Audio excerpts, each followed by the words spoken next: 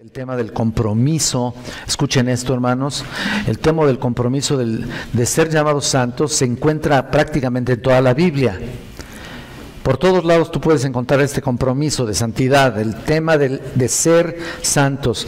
Mira, desde el Antiguo Testamento, tú puedes ver, les voy a dar varios pasajes. Éxodo 22:31 dice, me seréis varones santos. En Levítico 19:2 dice, santos seréis porque santos soy yo, Jehová vuestro Dios. En Deuteronomio 7:6 dice, porque tú eres pueblo santo para Jehová tu Dios. En Segunda de Crónicas 6:41 dice, y tus santos se regocijan en tu bondad.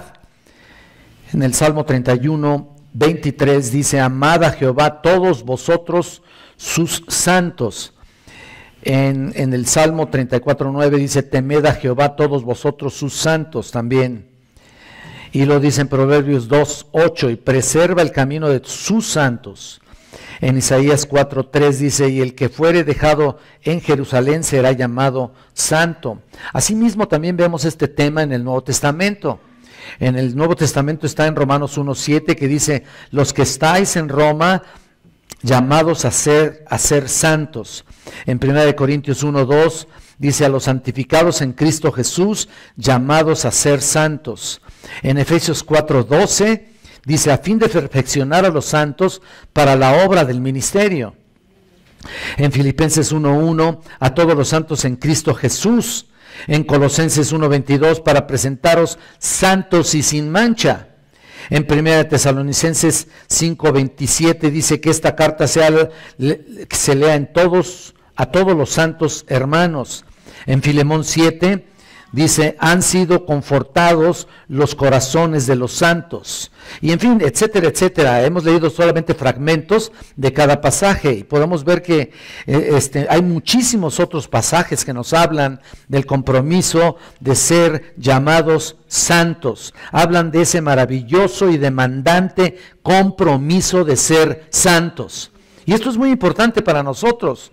Sin embargo, específicamente en los pasajes del Nuevo Testamento, y quiero que quede esto muy claro, no tiene nada que ver con su conducta. No tiene nada que ver con la conducta, ¿sabías eso? Es decir, con tu buen comportamiento. Tiene que ver con tu posición, la posición de ser santo. Debemos estar claros en eso. Y este concepto es tan importante que si no lo comprendemos bien, no podemos interpretar bien el Nuevo Testamento. Que quede claro eso. No podemos interpretarlo correctamente. No vamos a entender lo que otros pasajes o estos pasajes nos enseñan, porque estos pasajes nos muestran que somos santos en virtud de pertenecer a estar en Cristo Jesús. Esa es la idea realmente. Los primeros 9 versículos, creo que les comenté también la última semana que vimos estos primeros 9 versículos del capítulo 1, realmente Pablo está interesado en que los corintios entiendan el hecho de que son santos porque han sido llamados a eso, han sido llamados por Dios. Y como les dije esta última vez, es irónico, ¿no? ¿Por qué? Pues porque tal vez la iglesia más carnal, escucha esto, la iglesia con mayores problemas en todo el Nuevo Testamento, en realidad sea la iglesia de Corintio. Ellos tenían la mayor dificultad de pecados ahí, en la iglesia de Corintio. Y Pablo estaba batallando con eso. Y comienza precisamente esta epístola remarcando en primer lugar el hecho de que son santos y santos por pertenecer al cuerpo de Cristo, no por su conducta o por su actitud. Eso es a menudo nuestro problema, ¿no? Nuestra realidad también, les puedo decir. ¿Por qué?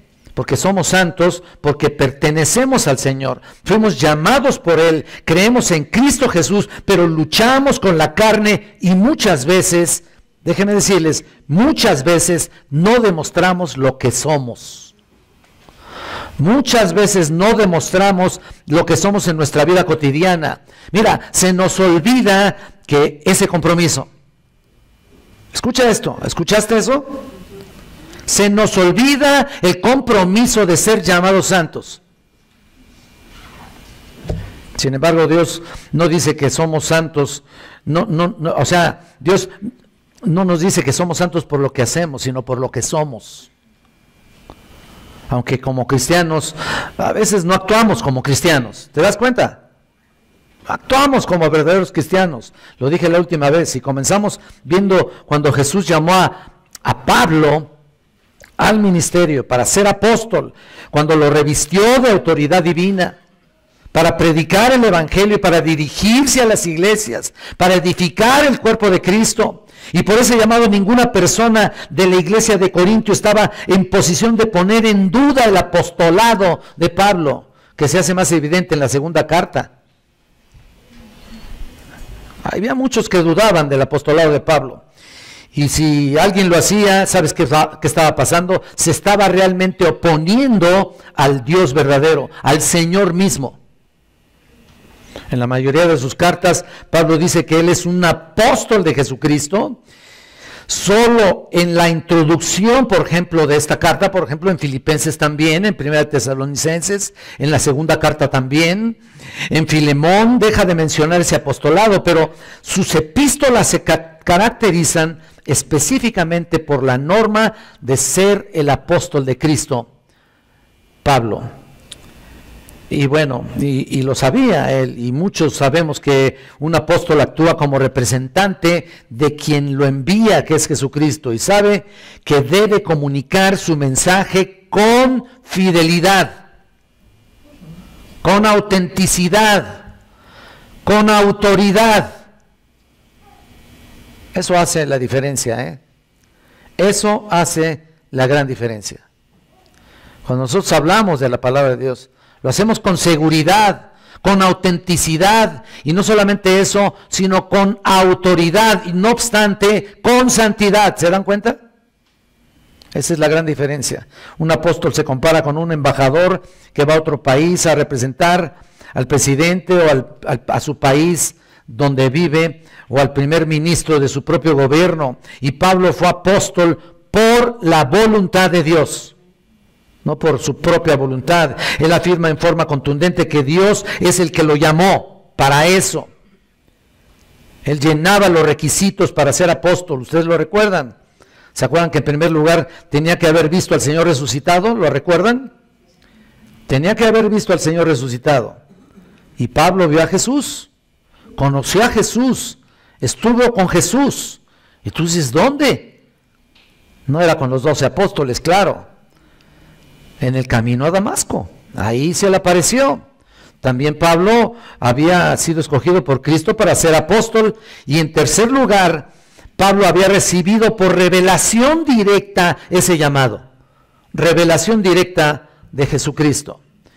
El ministerio del apostolado tenía una marca única, ustedes han de recordar. Además de todo, se identificaba por haber sido llamado para hacer varias cosas específicas. Habían sido llamados en primer lugar para predicar el evangelio, número 2, para orar y enseñar la palabra de Dios, número 3, para hacer milagros. Ese era el ministerio de los apóstoles. Después de Jesucristo, nadie más había hecho todo esto. Bueno, por supuesto predicar el evangelio, pero se limitaba precisamente con los milagros, en particular que estuvimos hablando la última semana que vimos este tema. Y como les dije, muchos el día de hoy creen que pueden hacer todavía prodigios y milagros. Y señales. Miren, eso es increíble, ¿no? Es increíble que muchas iglesias piensen que eso es algo que puede estar al alcance de cualquier cristiano, ¿no? Que pueda estar al alcance de cualquier pastor o de cualquier otro llamado apóstol, ¿no? Lo hacen, o lo quieren hacer, mejor dicho. Pues no es así, porque como dijimos, era una labor apostólica netamente. Y cuando ellos murieron, ¿qué pasó? Y los prodigios que tenían el propósito de confirmar y dar credenciales en su ministerio, el ministerio de la predicación del evangelio. Mira, específicamente cuando ellos partieron con el Señor, pues pasaron también todas esas señales y milagros, excepto la de la predicación del evangelio. ¿Se dan cuenta? Que es importante entonces remarcar ese aspecto.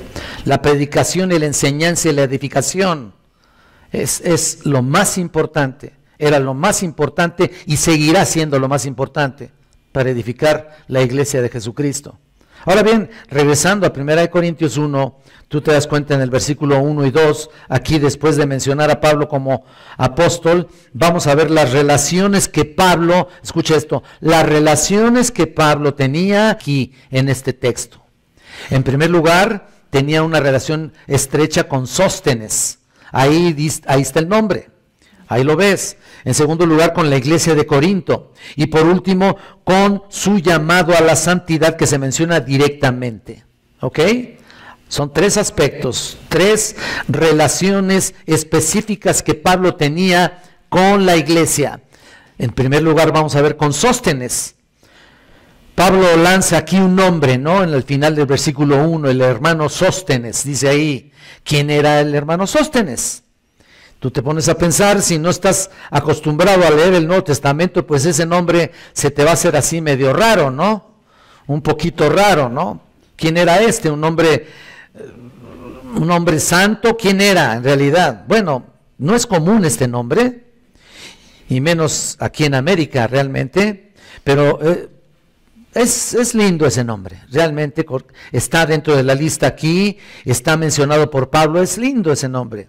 Pero ¿quién es? Si buscas un nombre bíblico para tu próximo hijo, bueno, pues a lo mejor pudiera ser el caso que le pusieras Sóstenes, aunque no conozco a ninguno, quizá no te guste mucho, pero cuando menos es original, ¿no? Digo, pensando en eso, ¿no?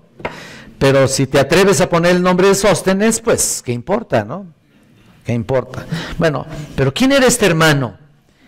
¿Y por qué es que Pablo lo incluye aquí prácticamente en la introducción de la carta de los Corintios? No es muy conocido, pero debe haber una razón. Bueno, explorando un poquito al respecto y yéndonos a algunos comentarios específicos, Sóstenes era conocido realmente en la iglesia de Corinto, por supuesto. Ellos lo tenían bien identificado allá, Sóstenes. Muy bien identificado, pero lo conocían en otro contexto. Él había formado parte, escucha esto, formado parte del inicio de la iglesia de Corinto. Ahorita vamos a ver eso, muy importante. Probablemente fue el líder en la sinagoga de Corinto, sustituyendo a otro como Crispo. Crispo también se había convertido y fue un líder también de una sinagoga antes de ser convertido. Y bueno, después de que se convirtió al Evangelio, por supuesto. Pero podemos ver a Crispo primero. Vayan a Hechos, por favor. Hechos capítulo 18. Vayan por favor conmigo. Hechos 18.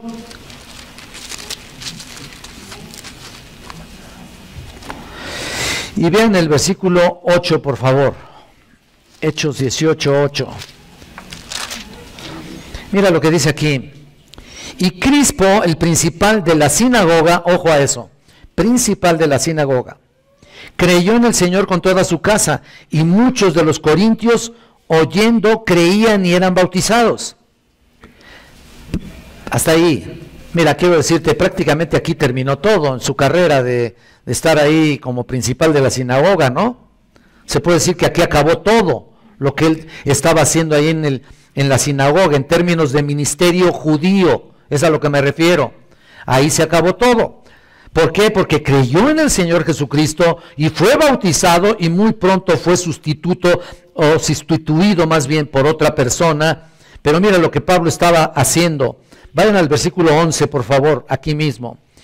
Y se detuvo ahí 1 año y 6 meses enseñándoles la palabra de Dios. Pero siendo Galión procónsul de Acaya, los judíos se levantaron de común acuerdo contra Pablo y le llevaron al tribunal. No querían escuchar el evangelio, Estos no querían saber nada de la palabra de Dios, prácticamente diciendo, quiten ese individuo de ahí, ¿no? Y vean el versículo 13, diciendo, persuade a los hombres a honrar a Dios contra la ley. Y al comenzar Pablo a hablar, Galión dijo a los judíos: si fuera algún agravio o algún crimen enorme, oh judíos, conforme a derecho, yo os toleraría. Versículo 15, pero si son cuestiones de palabras y de nombres y de vuestra ley, vedlo vosotros, porque yo no quiero ser juez de estas cosas. Noten ahí, Galión era realmente un inteligente, era inteligente porque en otras palabras estaba diciendo: ¿por qué me molestan a mí? Mira, ¿sabes qué? Arréglensela entre ustedes, ¿no? Arréglensela por favor ahí ustedes. Y entonces diciendo, vean el versículo 15, porque yo no quiero ser juez de estas cosas. ¿Lo estás viendo? No quería participar prácticamente. Por supuesto lo dice como griego. ¿Y qué pasó? Noten que los echó del tribunal. Vean el versículo 16, versículo muy corto, los echó del tribunal. ¿Lo estás viendo? Bueno, y me hablan del versículo 17, entonces todos los griegos, apoderándose de Sóstenes, ya llegamos a Sóstenes ahí, principal de la sinagoga, noten eso, otra vez dice principal de la sinagoga, le golpeaban delante del tribunal, pero a Galión nada se le daba de ello. En otras palabras, ni se metía. Lo notaron aquí. Lo importante es que Crispo era principal y ahora es Sóstenes, el principal. ¿Lo estás viendo? Sí, me ponen atención ahí. Lo cual significa que lo sustituyó en la sinagoga. Y noten aquí que agarraron a Sóstenes y dice que lo golpearon delante del tribunal. Terrible, ¿no? En otras palabras, dice que hizo tan mal trabajo, incluso yendo en contra de Pablo, que aún los griegos judíos lo agarraron y lo echaron, prácticamente lo desecharon. No sirvió para ser el principal ahí. Eso es lo que nos está mostrando aquí la palabra de Dios. Ese es el punto, pero no se escapó de una golpiza. Terrible, ¿no? Y lo sacaron prácticamente de la sinagoga. Ahora ven, como se han dado cuenta, después de todo esto, no sabemos cuándo, pero Sóstenes también llegó un momento en que se convirtió, llegó al conocimiento del Evangelio. Por eso Pablo entonces le llama acá, en la epístola que estamos estudiando, el hermano Sóstenes. ¿De acuerdo? Entonces más o menos tenemos un conocimiento de quién es este querido hermano. Entonces vemos, como vimos, aunque era el principal de la sinagoga, en Corinto, no iba a durar mucho ahí porque se iba a convertir al Evangelio. Así que Sóstenes era ya hermano que muchos conocían. No sabemos si se convirtió por la golpiza que recibió, no sabemos, a lo mejor sí, ¿verdad? Posiblemente dijo: no, Padre mío, ¿verdad? Levantó sus ojos al cielo y dijo: Padre mío, de veras, ayúdame, ¿no? Y no sabemos si fue por eso. O por alguna razón específica entre Sóstenes y Crispo aquí. Pero todo eso cooperó para que escuchara la palabra de Dios en los labios de Pablo y se convirtiera. Y ahora era un hermano. A lo mejor algunos necesitan un proceso parecido, ¿no? Tal vez, pudiera ser, quién sabe, ¿no? Algunos hemos recibido golpizas, pero ya convertidos, ¿no? Bueno, pues también es de provecho, no crean ustedes. Así que los corintios conocían bien a Sóstenes porque ellos conocieron el comienzo de la obra ahí en Corintio. Conocían la situación. Sóstenes había estado ahí en el inicio del ministerio de Pablo y ahora posiblemente, ¿saben qué es lo que hacía Sóstenes? Algunos de los comentaristas, algunos escritores por ahí, decían que era su secretario. Algunos historiadores también. Y sí lo creo, era el individuo que acompañaba a Pablo y escribía todo lo que hablaba Pablo, él lo escribía también. Acuérdense que Pablo en 2 de Tesalonicenses, cuando él dice: yo escribo con mi propia mano. ¿Te acuerdas lo que dice? Escribo con mi propia mano. Llegó a decir eso, y lo que pasa es que Pablo por lo general tenía casi siempre ahí un secretario que le ayudaba. Y esa vez pues no lo tenía, ¿no? Y el secretario tomaba nota y escribía exactamente lo que Pablo decía. Por eso tenemos lo que tenemos ahora, de forma específica. Y Sóstenes era uno de ellos. Así que era su secretario. Ahora, vamos a seguir adelante. Vamos en segundo lugar, vamos a ver la relación que Pablo tenía con la iglesia de Corinto. Y vamos a ver el versículo 2. Noten aquí a la iglesia de Dios que está en Corinto, a los santificados en Cristo Jesús, llamados a ser santos, con todos los que en cualquier lugar invocan el nombre de nuestro Señor Jesucristo, Señor de ellos y nuestro. Bueno, aquí hay mucho que comentar al respecto. Ahora Pablo dice que esta carta va dirigida a la iglesia de Dios en Corinto. Esto es muy importante. Debemos aclarar que la iglesia, en particular, la palabra iglesia no es una organización, no es un edificio, que quede bien claro eso, no pertenece a una persona, no pertenece a un grupo eclesiástico, no pertenece a un grupo de ancianos, no, y mucho menos a una compañía. Para nada, la iglesia es un cuerpo de creyentes que no les pertenece a ellos mismos incluso. Desgraciadamente han hecho de la iglesia lo que han querido, a través de los años. Ese es el problema de la iglesia. Y tú me dices, ¿cuál? Que hay gente ahí. Ya, es todo. Ese es el problema. Y Dios escogió hombres especiales o específicos, o mejor dicho, lejos de ser especiales, miren, reitero ese punto. Sencillos, comunes, como escogió a los apóstoles, para prepararlos de forma específica para servir la iglesia, su iglesia, que le pertenece solamente a Él, y nada más que a Él. Y como les digo, desgraciadamente han hecho de la iglesia lo que han querido. Surgen iglesias como precisamente lo que ellos llaman, ¿no?, como compañías, como organizaciones, y terminan siendo lo que ellos quisieron, o apropiándose de ellas a voluntad, sabiendo que muchas iglesias generan mucho dinero. Y mira, y eso es la atracción principal de muchos falsos maestros, muchos falsos pastores que prácticamente tienen a la iglesia como su propio negocio. Y bueno, ¿tú crees que sea un negocio? Realmente ni siquiera es un negocio, es un vil robo, ¿no es cierto?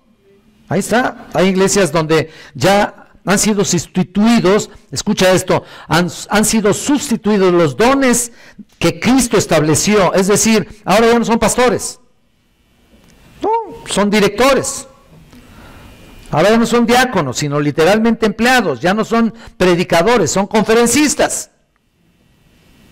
ya, se pasó todo eso, ya todo lo que dice la Biblia ya no están esos títulos ahí en ninguno de los servidores.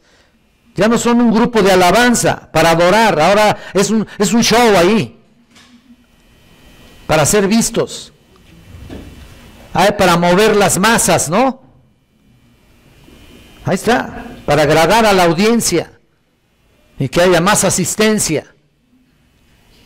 Y en la búsqueda de los dones, por supuesto, buscan los dones más extremistas y más estrafalarios, precisamente ¿para qué? Para que haya más gente, para que venga más gente y puedan tal vez ser sanados o ser curados o llevarles a cabo algún milagro. Pero no es así. Esto ya es terrible lo que está pasando actualmente. Y seguirá siendo eso día con día si realmente ellos no vienen a la palabra de Dios. La palabra iglesia, y muchos ya lo saben, en el original es la palabra eclesia. Y hemos visto que la palabra ek significa fuera de. Iglesia es un llamamiento. Se usaba entre los griegos de un grupo de ciudadanos reunidos para considerar asuntos del Estado. Bueno, es una asamblea apartada para Dios. Ese es el punto.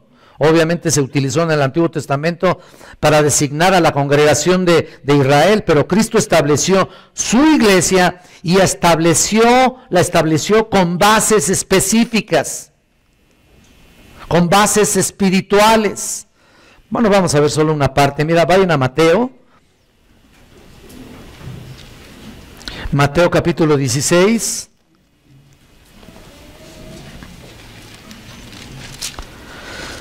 Mateo 16, versículo 18. Mira lo que dice aquí el Señor: y yo también te digo que tú eres Pedro, y sobre esta roca edificaré mi iglesia, y las puertas del Hades no prevalecerán contra ella. Y ya hemos visto también este pasaje, muchos ya lo conocen, ya saben también qué es lo que dice ahí, que la palabra Pedro es Petros, como una pequeña piedra, pero no es realmente, no es que sea insignificante como algunos piensan, sino que es una piedra de fundación, y por supuesto sobre una Petra, en realidad, es que es Jesucristo, edificaré mi iglesia, refiriéndose a él mismo. En otras palabras, sobre esta roca edificaré mi iglesia, y eso señalaría a su propia persona, tal como la parábola de la casa que fue edificada sobre la roca y otra fue edificada sobre la arena, ¿te acuerdas? En Mateo 7, 25 y 26. Entonces, si fuimos apartados por Dios para formar parte de la iglesia que está construida sobre Cristo, no podemos meter nuestras ideas con respecto a su funcionamiento y mucho menos con respecto a su fundamento. Con eso no es posible cambiar los fundamentos establecidos, ni alterar de ninguna manera lo que Cristo estableció para su iglesia. Entonces, al decir iglesia, vemos que lo que Pablo dice aquí es que es la iglesia, por supuesto, de Jesucristo. Tampoco es de ningún grupo, de ninguna denominación en particular. A veces la gente hace mucho énfasis en las denominaciones. En realidad nosotros somos antidenominacionales, para que tu conocimiento. Si tú estás pensando de qué denominación serán, no tenemos denominación, gracias a Dios. Para que quede bien claro, estamos fundamentados sobre la base que es Cristo, y Cristo es la roca. Nada más. Ahí está, sobre la palabra de Dios. Ahí está. No podemos meter nuestras ideas de ninguna manera. La iglesia de Dios está, y volvemos al punto. Aquí cuando dice Pablo, la iglesia de Dios que está en Corinto. Y Pablo veía a la iglesia como un organismo que Dios había instituido, que Dios había establecido, que le pertenecía a Dios, y simplemente Pablo había sido llamado a servir a esa iglesia. Y dirigiéndose a los pastores de Éfeso, Pablo les dijo una vez en Hechos 20:28, por tanto mirad por vosotros. ¿Te acuerdas de este pasaje? Qué importante es. Mirad por vosotros y por todo el rebaño que el Espíritu Santo os ha puesto por obispos. Mira, ¿con qué propósito? Dice ahí, para apacentar la iglesia del Señor, la cual Él ganó por su propia sangre. El Espíritu Santo pone a los obispos en las iglesias, que es lo mismo que pastores, ancianos. No somos nosotros mismos. Desde luego, los que tenemos más tiempo en la obra intervenimos, pero ¿qué? Intervenimos prácticamente llevados y guiados por el Espíritu de Dios. Pero tienen que tener ciertos requisitos para servir en la iglesia. Hay requisitos establecidos, características establecidas. No cualquiera puede ocupar un puesto de anciano o de pastor. No cualquiera. Pero hoy surgen cualquiera, ¿no? En cualquier lugar. Surgen en todos lados. Ahí están las reglas. 1 Timoteo 3, del 1 al 7. Esa es una. Y la otra está en Tito 1, del 6 al 9. Y aunque intervenimos como hombres, los requisitos de Dios son los que dice ahí en esos dos citas que les di. No lo inventamos nosotros, no intervenimos en esos requisitos. Eso fue su consejo y así tratamos de llevarlo a cabo. Pero desgraciadamente muchos pastores son puestos por ellos mismos, otros son puestos por amistad, por simpatía. ¿Te das cuenta? Interés, parentesco, etcétera, etcétera. Pero hay algo muy importante. Dios no pone en la iglesia a alguien que contradice su palabra fragantemente y flagrantemente se revela lo que Dios ha revelado en su voluntad. No lo hace. No lo hace así. Esta es la iglesia que el Señor compró por su propia sangre, con su propia sangre, dice Pablo. Pertenecemos a Él. Él nos compró. Ahora, ¿qué era especial acerca de Corinto? Bueno, esta era una ciudad estratégica. Ya sí, miren, cuando vamos leyendo y vamos viendo, cada palabra es importante en la Escritura, y por eso hago hincapié a veces en algunos aspectos. Por ejemplo, en Corinto, ¿no? Corinto era, ¿qué importante era la ciudad de Corinto? Bueno, es una ciudad estratégica realmente en el mundo antiguo, era una ciudad particularmente comerciante. Si ustedes ven en un mapa que está colocado al final de sus Biblias, te vas a dar cuenta, luego lo pueden checar, te vas a dar cuenta dónde estaba exactamente Corinto. Ahí está, si ustedes ven ese mapa. Era un puerto muy importante. La iglesia en Corinto fue fundada, la iglesia, no la ciudad, la iglesia fue fundada por Pablo en su segundo viaje misionero. Tú lo puedes ver en Hechos 18:1. Como siempre, su ministerio comenzó en la sinagoga, así también como cuando Jesús también iba a la sinagoga a enseñar. Pablo también enseñaba en la sinagoga, en donde él era asistido por dos judíos ahí, dos judíos creyentes. ¿Se acuerdan de Priscila y Aquila, no? Ellos le ayudaban, ellos estaban con él, con quien vivió durante algún tiempo. Ahí estuvo viviendo Pablo con ellos, y quienes eran compañeros de oficio. Hacían tiendas. Ahí entre este matrimonio y él hacían tiendas. Poco después Silas y Timoteo se unieron a ellos, y Pablo comenzó a predicar aún más intensamente en la sinagoga. Es muy importante saber todos estos puntos para que no escape nada de lo que trata de decirnos la palabra de Dios. Cuando la mayoría de los judíos recibieron el evangelio, él dejó la sinagoga, pero no antes que Crispo, el líder de la sinagoga, su familia y muchos otros corintios se convirtieron ahí en Hechos 18 del 5 al 8. El problema más serio de la iglesia de Corinto era su mundanalidad. ¿A qué me refiero con esto? No quiere decir que ellos eran impíos, no, ellos tenían problema con eso. Era una falta de disposición a divorciarse de las culturas que les rodeaban. ¿Te das cuenta? Es lo que sucedía con ellos. Me refiero a la iglesia de Corinto. La mayoría de los creyentes no podían separarse de una manera consistente de sus caminos antiguos. Todavía estaban de alguna manera interrelacionados ahí. Eran egoístas, eran inmorales, eran a veces paganos. Y ahí estaban, ¿no? Su fama era tal que aún se comenzó a utilizar la palabra corintio como corintiarizar o corintiar. Hacerla de corintio significaba cometer todo tipo de aberración y corrupción sexual inimaginable. ¿Sabías eso? Eso era lo que la iglesia de Corinto. Eso era corintiar. Fue necesario que para Pablo escribir para corregir esto, como también para mandar a los creyentes fieles no solo a romper la comunión con los miembros desobedientes y los miembros que no estaban arrepentidos por esto,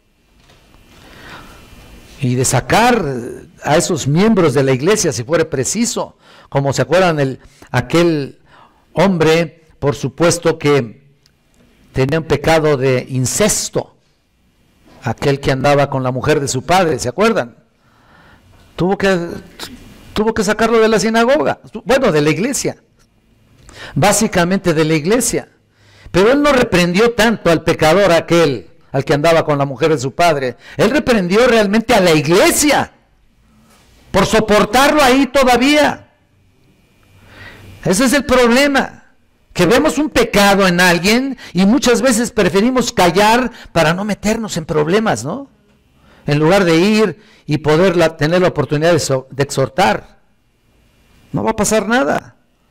Es un mandamiento, es una labor que todo cristiano debe hacer, exhortarnos unos a los otros en amor, considerándote a ti mismo, ¿no es cierto? No sea que vengamos a ser nosotros también tentados. Entonces, había que hacer eso, había que sacar a aquellas personas. Era una ciudad entonces distinguida por dos cosas. Escucha esto: su comercio y su inmoralidad. Mira nomás qué combinación, ¿no? Comercio, bueno, aunque se prestaba.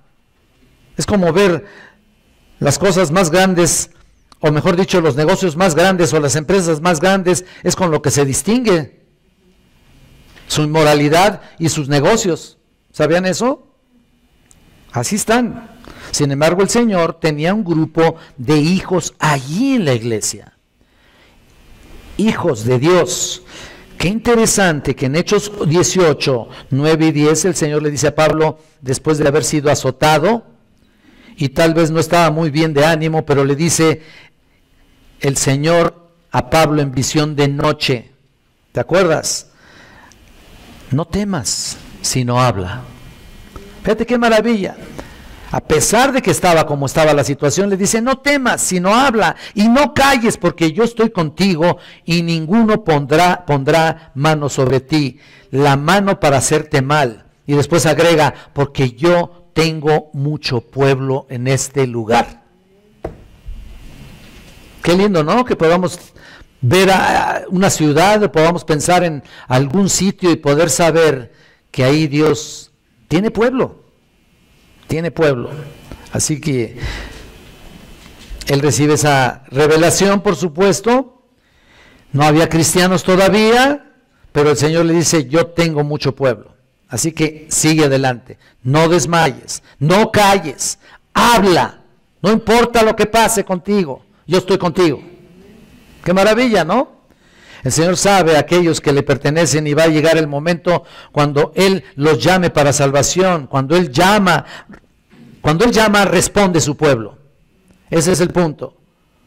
Muchos de ellos se convirtieron, el Señor salvó a muchos en esta ciudad. Pero lo interesante es de que Pablo los describe como en realidad eran. En 1 Corintios 6, del 9 al 10, dice, ¿no sabéis que los inicuos no heredarán el reino de Dios? Fíjate qué fuerte palabra, ¿no? También, por supuesto que independientemente del evangelio que se estuvo predicando en esa ciudad, también les dice sus verdades. ¿No sabéis que los inicuos no heredarán el reino de Dios? Y luego mira lo que les dice, no erréis, dice, ni los fornicarios, ni los idólatras, ni los adúlteros, ni los afeminados, ni los que se echan con varones, ni los ladrones, ni los avaros, ni los borrachos, ni los maldicientes, ni los estafadores heredarán el reino de Dios. Qué lista, ¿no? Pero mira, Pablo después agrega esta frase en el versículo 11, estamos hablando de 1 Corintios 6, y luego el versículo 11, que nos da la certeza de su salvación, y dice, y esto erais algunos. Ahí está el punto, ¿no? ¡Qué bendición! Ya se ha pasado de la muerte a la vida, de la inmoralidad a una vida santa, a una vida comprometida con el Señor, a una vida realmente con compromiso del hecho de ser llamados santos. Erais algunos, practicaban de todo y el Señor los sacó de ese estándar de vida que tenían. Ellos estaban consumiéndose en ese tipo de pecados y el Señor les da la salvación y les da una nueva vida.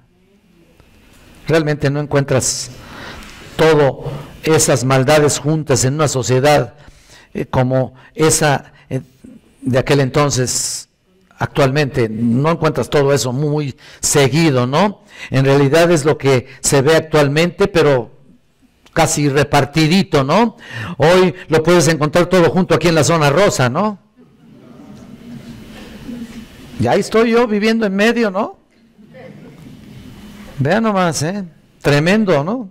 Ahí les pido que oren por mí, Estoy seguro que muchos de nosotros practicábamos, escucha esto, toda esa lista que dije, muchos de nosotros practicábamos más de alguno de esos pecados. Y de la misma manera el Señor nos sacó de las tinieblas y nos llevó a la luz admirable.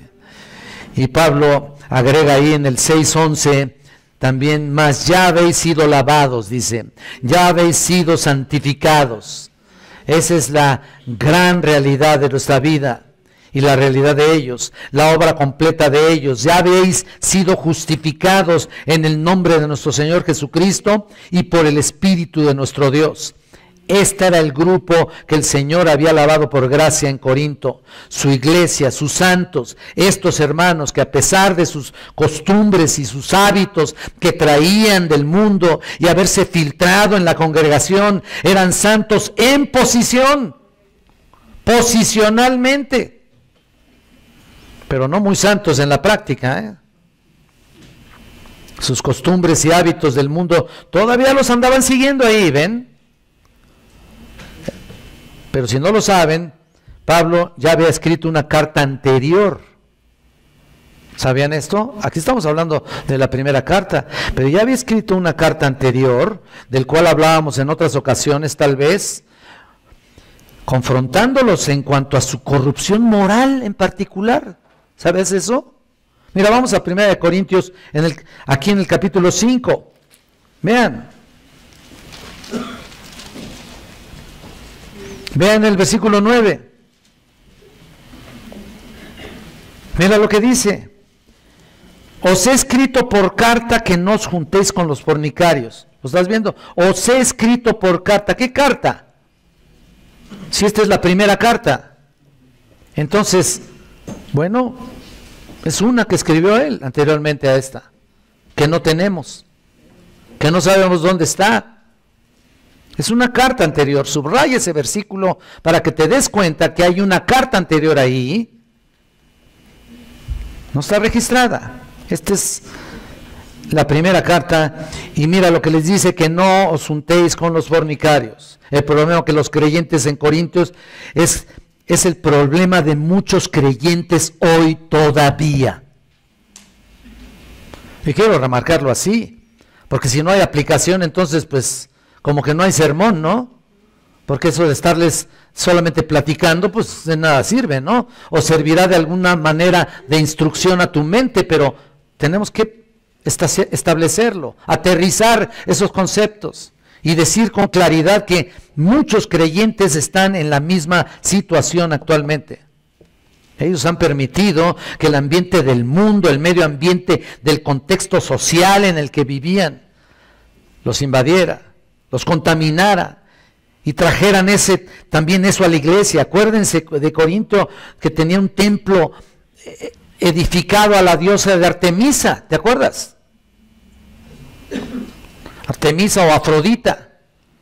Y había ahí 1000 sacerdotisas, quienes eran prostitutas religiosas y que tenían una función específica: llevar a los feligreses a la corrupción moral, a una comunión particular que era una corrupción inmoral ahí. En realidad vivían y trabajaban ahí, bajaban a la ciudad en las tardes para ofrecer sus servicios a los hombres de la ciudad y a los visitantes. Por eso era corintiar. Vamos con las corintionas, a lo mejor, decían. Y ahí está, ¿no? Bueno, imagínense, todo eso lo conocían los hermanos de la iglesia de Corinto. Y Pablo les dice, cuidado con eso, no os juntéis con estos fornicarios. Ahora mira lo que dice en el versículo 10. 5, versículo 10. No absolutamente con los fornicarios de este mundo, o con los avaros, o con los ladrones, o con los idólatras, pues en tal caso sería necesario salir del mundo, ¿no? Imagínate nada más, ¿no? No te puedes juntar con nadie porque todos estaban igual. Tendrían que salirse del mundo. En otras palabras, Pablo dice, miren, no les dije que no se junten con el mundo, porque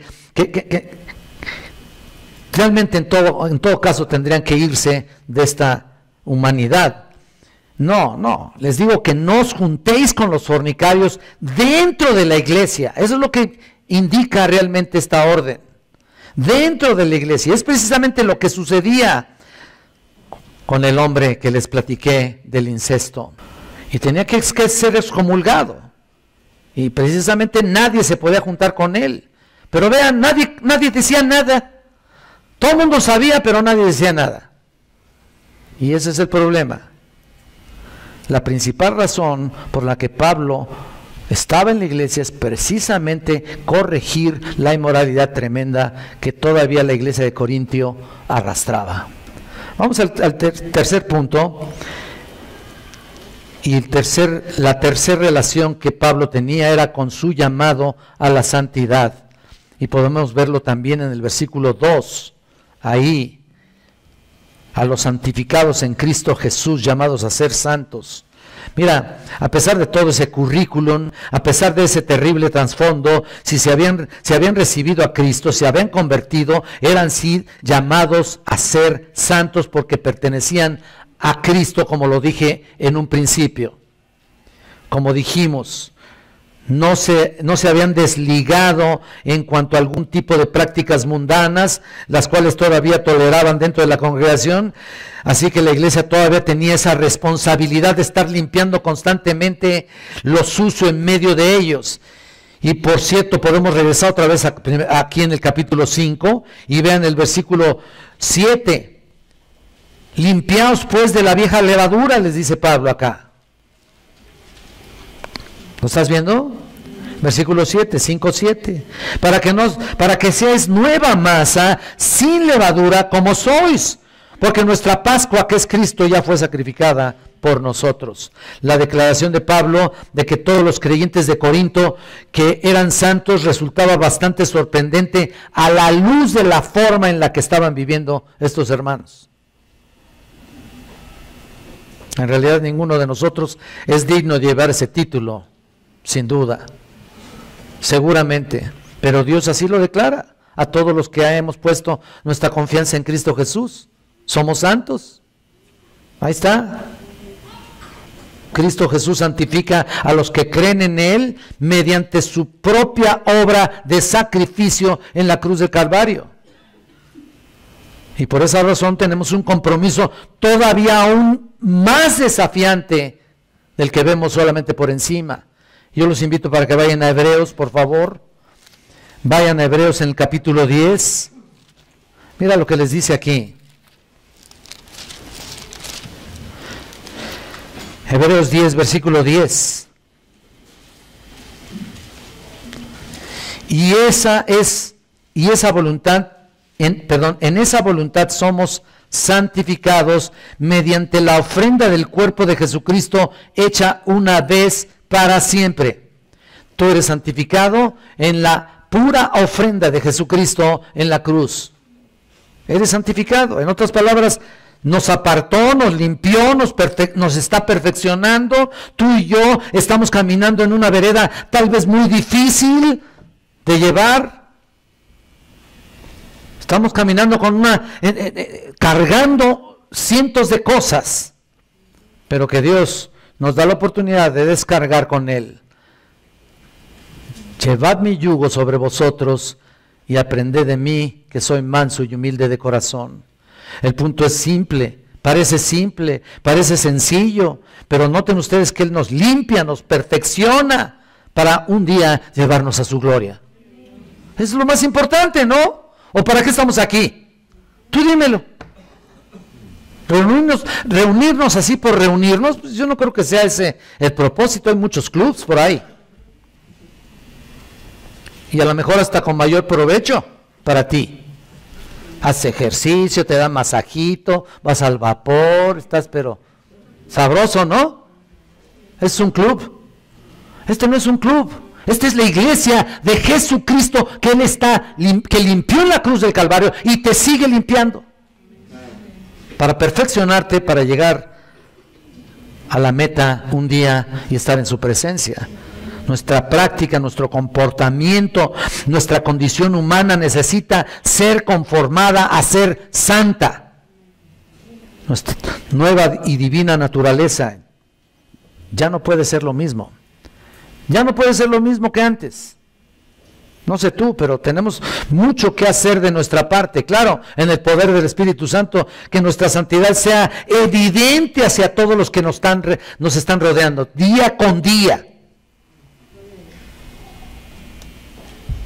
Dice Lucas, para que reciban por la fe Hacia también en Hechos 26, porque Lucas también escribió ahí, Hechos 26, 18, para que reciban por la fe que es en mí perdón de pecados y herencia entre los santificados. Entonces, esta es la labor que Cristo está haciendo con su iglesia. Y Pablo aquí, en la carta de los Corintios, parece específicamente determinado a hacer que esta verdad quede claramente entre estos corintios. Prácticamente toda la carta de 1 Corintios, desde el capítulo 1, ya leímos aquí en el 5 todavía. Pero del 1:10 en adelante tiene que ver con la doctrina, escucha esto, con la doctrina y el comportamiento de cada uno de nosotros. Los comportamientos erróneos tienen que corregirse. No se pueden quedar así.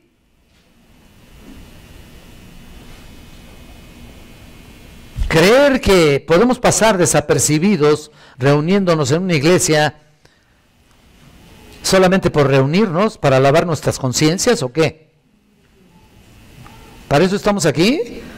¿Para venir a justificarnos o para demostrar que? Mira, no nos reunimos por reunirnos, nos reunimos en una principal razón, y hasta tu boletín dice claramente, servicio de adoración. Nos reunimos para adorar a aquel que nos dio salvación y vida nueva. Y en segundo lugar, para escuchar su bendita palabra y corregir lo deficiente que hay en tu vida y en la mía. De otra manera, pues entonces, ¿para qué estamos aquí, no? Como decía. Mira, vivimos en un mundo que apela a nuestros deseos, ¿no es cierto? Todos los días te enfrentas a tanta gente, los deseos de los ojos, los deseos de la carne, la vanagloria de la vida. Todo el tiempo está ese versículo presente, todo el tiempo. Vivimos en este territorio, en un territorio de enemigo. Este es un territorio enemigo y continuamente nos atrae. Ese es el problema. Nunca fue ni será más fácil ser santo en la práctica. Ya somos en nuestra posición. Dios nos llamó, somos santos por virtud de estar en Cristo Jesús, pero ahora Él nos llama a continuar y a estar permanentemente siendo santificados. Como dice aquí lo que leyó mi hermano, 1 de Pedro 1:16, sed santos, porque ¿qué? ¿Él es santo? Mira nada más, mira qué modelo, mira qué modelo tienes, de santidad. Pero entonces, ¿qué hacer? ¿No es cierto? Parece todo tan arrollador, el mundo que nos rodea. ¿Saben por qué? Porque pasamos más tiempo dentro de este sistema. Ya sea en el trabajo, en la escuela, en la comunidad, estamos rodeados de una sociedad corrompida, de un mundo depravado. Pero nuestro Dios nos ha dado en este mismo pasaje los elementos necesarios para distinguirnos en medio de este mundo de tinieblas como seres especiales, porque somos personas que se guardan del mal y debemos seguir así siempre, santos que honran a Dios por su vida de pureza. Mira lo que dice Pablo en la última parte del versículo 2, aquí, con todos los que en cualquier lugar, mira lo que está diciendo, invocan el nombre de nuestro Señor Jesucristo, Señor de ellos y nuestro. De ellos y nuestro. Pablo aumenta aquí el sentido de responsabilidad de los corintios. ¿Sabes por qué? Al recordarles que estaban vinculados en la vida espiritual con otros hijos de Dios en cualquier parte del mundo. Estamos vinculados con tantos creyentes. Ahora estaba yo en Grace allá y estaba recordando nuestra iglesia. Ahorita están cantando los hermanos. Ahorita está predicando el hermano, etcétera, etcétera. A pesar de estar viendo un precioso servicio ahí, ¿no? Pero en ninguna manera menosprecio el nuestro, porque venimos con el mismo corazón para adorar a aquel que nos dio salvación. Hermanos, a eso venimos aquí. Y por eso se relaciona con otros hermanos. Esto es avivar tu sentido de identidad y de responsabilidad con otros. Por eso dice una fe igualmente, como dice segunda de Pedro 1:1, una fe igualmente preciosa que la nuestra. Ese es el punto. ¿Podría eso bastarnos a nosotros el día de hoy? Espero que sí. Espero que sí, porque miren, por el mal comportamiento de muchos, escucha esto, por el mal testimonio de muchos han renegado contra la iglesia, muchos han renegado contra los cristianos, han desvirtuado la iglesia y hasta han vituperado el nombre de Jesucristo por el mal comportamiento de muchos. No, yo como ese, no, mira, ese dice que es cristiano, mira, no, perdóname, ni me lo presentes, ¿no? ¿Eres tú de esos? Espero que no. Mira, hermanos, somos parte del cuerpo de Cristo, comportémonos como es digno del llamamiento que Cristo nos hizo. Aquí dice el versículo 3, Pablo ahora dice, gracia y paz a vosotros. Hermanos, un saludo cristiano. ¿Qué significa esto? Gracia significa favor inmerecido y paz representa el fruto de tal favor. Es la palabra eirene y se usa al equivalente de shalom, que actualmente es un saludo judío muy común. Pero ese es el punto, la paz que Pablo habla aquí es la paz que sobrepasa todo entendimiento, como dice Filipenses 4:7. Es la paz que solo los cristianos podemos disfrutar. Las personas que no tienen paz a pesar de cualquier circunstancia no tienen una buena relación con Dios. O viven con una fe débil o viven en pecado. Ya. Así de simple. El mundo no tiene ni puede dar esa clase de paz. De ninguna manera. El saludo gracia y paz aquí es muy importante. Se puede decir que es solo entre creyentes. Ya. Tú no le puedes decir a un inconverso eso. No tiene ni la menor idea, ¿no? Por supuesto, ellos piensan que paz es aquí la quietud de tu corazón. Claro, va implícito con nosotros como creyentes, por supuesto. Pero gracia y paz solamente es de creyente a creyente. ¿Cuándo saludas a una persona así? Gracia y paz. Allá en Grace seguido, gracias a vosotros, se dicen. Bueno, pues claro, por el programa radial, ¿no? Pero así es. Eso es importante, que entre nosotros estemos saludándonos de esa manera, porque habla de bendiciones, porque habla de darte una bendición, de recibir una bendición y de darla, que solamente los cristianos poseemos. Es como Pablo dice, vosotros sois santos, por lo tanto la gracia de Dios que está con vosotros y también la paz está siempre y estará con vosotros todo el tiempo. Esos corintios eran cristianos a pesar de su conducta, y tú eres hijo de Dios a pesar de tu comportamiento. Así que tienes que considerar una cosa: cómo estamos representando nuestra santidad en este mundo de pecado y de tinieblas y de maldad. Por lo tanto, entonces, si te llamas creyente, verdaderamente comprométete con Él. Comprométete no solamente en la práctica, sino en ese llamado primario que te dio como ser por el hecho de haber sido santo. Comprométete con eso. Limpia tu vida. Saca de afuera los pecados que llevas arrastrando.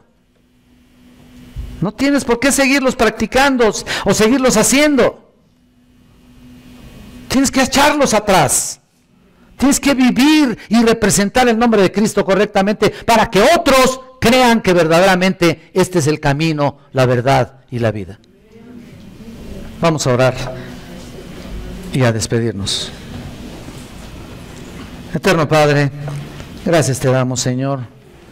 Gracias, Señor, por esta exhortación tuya, porque hemos aprendido algo, solamente algo, del significado de ser santos. Y te damos las gracias, Señor, porque tú nos ves como santos a pesar de algún pecado que andemos arrastrando. Tú nos ves así, pero no nos ves por por nosotros mismos, sino en virtud de tu sangre preciosa en la cruz, Señor. Tú, Señor, nos has dado la salvación y nos has dado la santidad, y ahí está todo, Señor. Te alabamos y te bendecimos por tu misericordia, por tu amor. Pedimos que tu Espíritu nos instruya, que pensemos, Señor, en lo que hemos escuchado, y Señor, nos ayudes a llevar esto a la práctica, de acuerdo a lo que ya somos, de acuerdo a lo que de antemano es nuestra posición. Padre eterno, despídenos ahora y llévanos con bien a nuestros hogares, porque te lo pedimos en nombre de Cristo nuestro Salvador. Amén, Señor. Que Dios les bendiga, hermanos. Gracias.